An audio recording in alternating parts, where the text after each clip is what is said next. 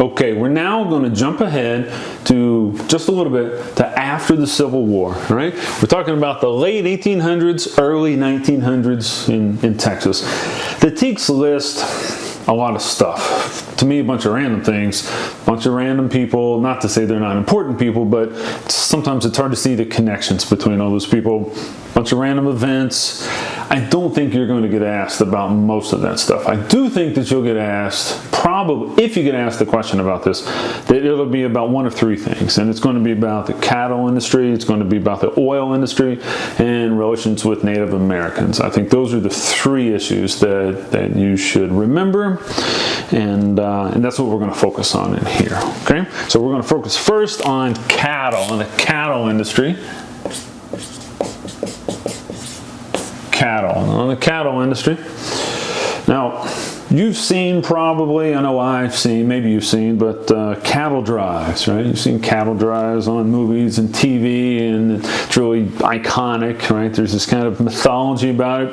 And it seems like cattle drives lasted for a long time in Texas, but they didn't. They lasted maybe 30 years, 40 years at the outside, but probably 30 years.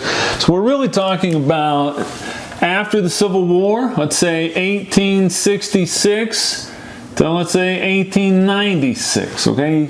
It was just before 1900, in the 1890s, when cattle drives stopped, right? So how did they start? Well, during the Civil War, there was a blockade, right, of the South by the Union Navy, okay? So cattle weren't getting sold. Beef was not getting sold outside of Texas, okay? And it wasn't getting shipped to other countries. It wasn't getting shipped to markets in the North because the North wasn't buying cattle. They weren't buying beef from the South.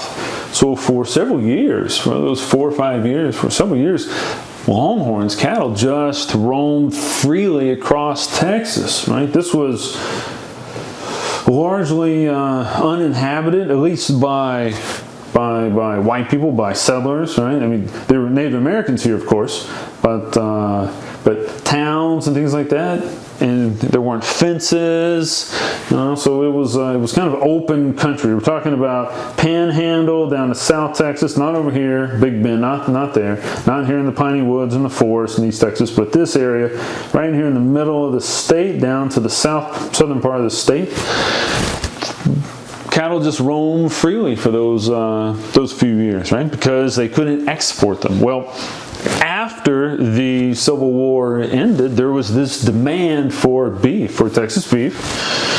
So some entrepreneurs, some enterprising cattle people, mostly cattlemen. There's one famous cattle woman. We'll put her name down in a moment. They rounded them up. Literally just went around and found all the feral, the wild cattle, rounded them up, and took them to market, okay? But the markets were north. They had to drive that cattle. There were no railroads. There were no cars. There were no buses. There were no trucks. Anyway, to get those cattle up to Oklahoma, Kansas, Nebraska, up north, right, where the railroads were, okay? So that's where the cattle drives came from. People hired cowboys, mainly men, not all men, some women, to drive cattle north. That's where the cattle drives came from, okay? There were two big names, right? Well, three big names, okay? Three in the teats, and one we should know is Charles Goodnight. Right? A cattle trail. There's a map on your handout, an image rather, shows where some of these are. That was kind of, well, I don't remember. One of them was this way, one of them kind of went like that, and there were a couple others. Which one was the Chisholm, which one was the Goodnight Loving Trail? Forgetting right now. But anyway, the Goodnight Loving Trail was a cattle trail. He was a famous cattleman, and had a cattle trail named after him. That's probably all you need to know, is that he was a famous cattleman and had had a trail named after him, right, for his business, his success in business. Another another famous name, Richard King. He owned the King Ranch, which is way down here in South Texas, okay? I'm just going to kind of circle it because it's, I don't know if it's that big, but it's big. It was a big ranch, huge ranch, largest ranch in Texas, maybe in the U.S., I don't know, but a big ranch, 1 million acres or so, and another big name in the cattle industry. Now, another name that's in the teaks that you'll want to be aware of is Lizzie Johnson. Lizzie Johnson, make sure I got that right. Johnson, yes. Lizzie Johnson. She was the first woman to drive her own cattle that had her own brand, on a cattle drive north to market. She was kind of based around Austin, and anyway, that's what she's known for, being the first woman to drive cattle under her own brand, drive herself with people who she hired to north to market. So those 3 names in the teaks, you might want to be aware of them. Okay, 1866 started after the Civil War. The markets opened up.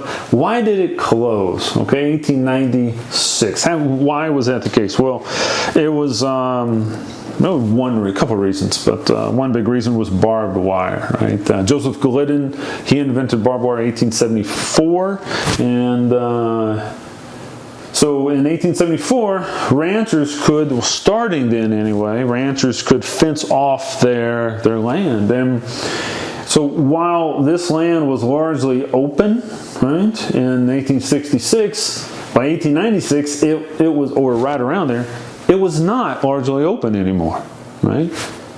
So large cattle companies and really rich ranchers owned most of the, or a lot of the land, maybe not most, but a lot of the land through here, and then eventually they fenced it off. So they didn't have any land to drive cattle through. There wasn't this open land, right? Because they would hit a fence, okay? And that's kind of a problem if you're trying to drive cattle through there. Well, railroads took up the slack. So how did cows get to market? Well, they didn't have to drive them anymore because railroads expanded from just a little bit over here in the west, and east, sorry, to a little bit. There's some images in one of your handouts about the spread of railroads, right? It started over here in the east, and it just spread, and eventually down here into Texas. So they didn't have to drive the cattle. They still had to move them, but not nearly as far, okay? They could drive them to somewhere else in Texas to put them on a train and take them to markets, as opposed to take them to Kansas, right? A long ways away to get to the railroad, right? Because that's what they were doing. They were taking them to the railroad, right? Various towns that had railheads, had railway stations, right? That was the issue. And by 1896, there were plenty of railroads and railroad stations. They could take the cattle, and it was closed off because of barbed wire, right? So that's what there is to know about cattle, about the cattle industry and the growth of the cattle industry at the end of the 19th century. The other thing we need to think about is relations with Native Americans. So I'm just going to put Native Americans. Okay, Native Americans. Well, there were 2 things to be aware of. Okay, 2 things. Most of the relations were bad. All right, so the U.S. government would make a treaty with Native American tribes and then eventually break the treaty, right? And usually it was the U.S. government breaking the treaty. Those are just the facts, right? There was one treaty, though. It wasn't signed by the U.S. government. It was signed by a German he was an immigrant, a German immigrant, a land prospector. Musbach was his name, and he was bringing German settlers, right, from Germany that way to settle right around in this area in between the San Saba and the Llano River. And it was kind of in here, you can't see it on this map, but kind of in there, all right? I'll just kind of shade it, kind of there. And this treaty was called the Musbach-Comanche Treaty, all right? So this was a positive thing, right? But an arrow for, a positive thing. I guess I'll put a happy face on there. That's what I'll do. I'll put a happy face. So the Musbach-Comanche Treaty. Okay, so why is that a happy face? Well, it's happy because it was peaceful for everybody involved. It was peaceful for the German immigrants. It was peaceful for the Comanche, and for a time, everyone lived in kind of harmony there, right? It was signed in 1847. Okay, 1847. It was never broken. It wasn't broken by the German settlers. It wasn't broken by the Comanche. It allowed for both sides, both groups in this area to live. Okay, it established a little bit of commerce and established some rights for both groups. And 4,000 German settlers came and settled in that area, and that's why it's well known. The Musbach-Comanche Treaty. It's in the Texes. Maybe it'll be on your test. I don't know, but that's what it is. Now, the other events during this time, we're talking about the end of the 1800s. Well, they weren't. At least they weren't happy for the Native Americans. Okay, so I'm going to sad face there for the Native Americans. They weren't happy. Okay, and we're talking about the frontier wars. Okay, that's what we're talking about. After the Civil War, the U.S. Army started to fight Native Americans. There was a lot of conflict, at least in Texas. There was a lot of conflict. We're talking about North Texas here. I'll get rid of those lines so you can see this. Talking about North Texas and kind of that area, right up here in the Panhandle.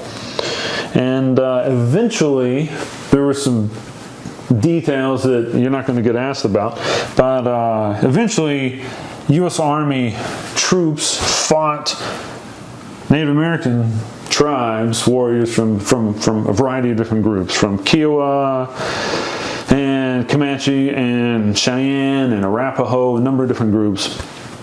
And they pushed, this was 1874, all right? So let's call it the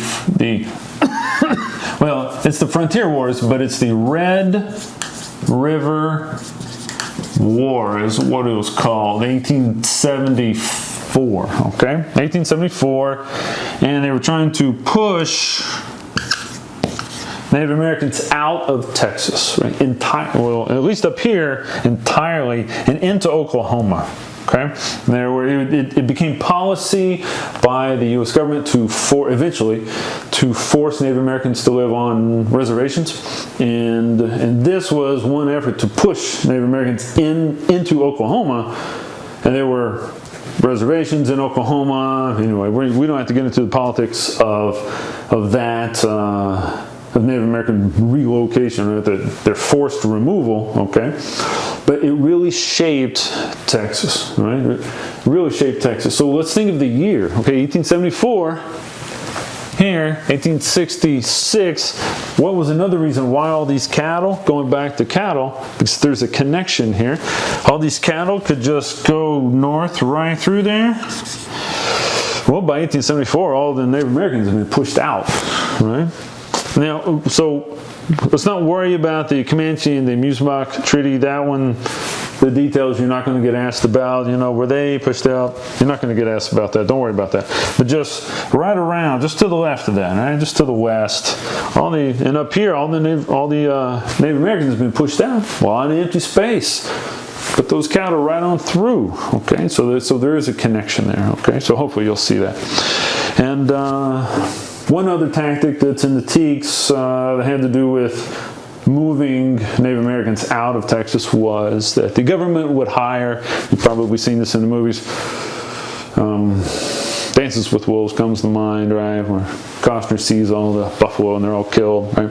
Anyway, there's plenty of other films and shows that show that. They would hire people to just go around and shoot buffalo and bison, right? They'll shoot them, kill them, and to kill the food supply, the main food supply for various Native American groups, and it just caused a lot of problems, decimate them, and really hurt them. So that's in your teaks too, okay? So that is cattle, that's Native American relations, okay? Music about Comanche Treaty and the Red River War, all right? The other thing that you might get asked about is the oil industry, okay? Oil, okay? The other thing that you might get asked about is the oil industry. And we're talking about Spindletop. Spindletop started the oil industry, it really did, in Texas and in the U.S. It was 1901, Spindletop, so we're talking Spindletop, 1901, January 10th, 1901, outside of Beaumont, right over here. Spindletop, that's where it was. It was an oil well, and when it blew, it was the biggest oil well in the history of the U.S. At the time. It was the biggest oil well. It was bigger than all the other oil wells in the U.S. combined. It was so big. It was owned by a man named Patio, I'm going to get that wrong probably, Higgins. He's in the teaks. All right, I don't know if you'll be asked about it, but Patio Higgins owns Spindletop. And the location, it's over here in Beaumont. It might that might be in the teaks. I don't know. And before Spindletop, the thinking about oil and petroleum was at least in terms of the uses, was kind of small. It was everyday stuff, meaning like lighting lamps and stuff like that. It wasn't industry. It wasn't this massive thing that oil and gas is now that drives the economy in so many places. I mean, in Texas especially, drives the economy. Well, Spindletop changed that thinking. Okay, before Spindletop, it was pretty small. The thinking about it. Then after Spindletop, it was huge. Spindletop increased the size of populations, of course. Beaumont went from 9,000 people to about 30,000 people very quickly.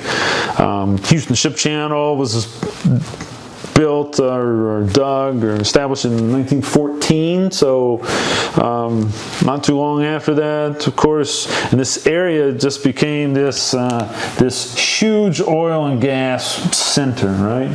Still is today, of course, right?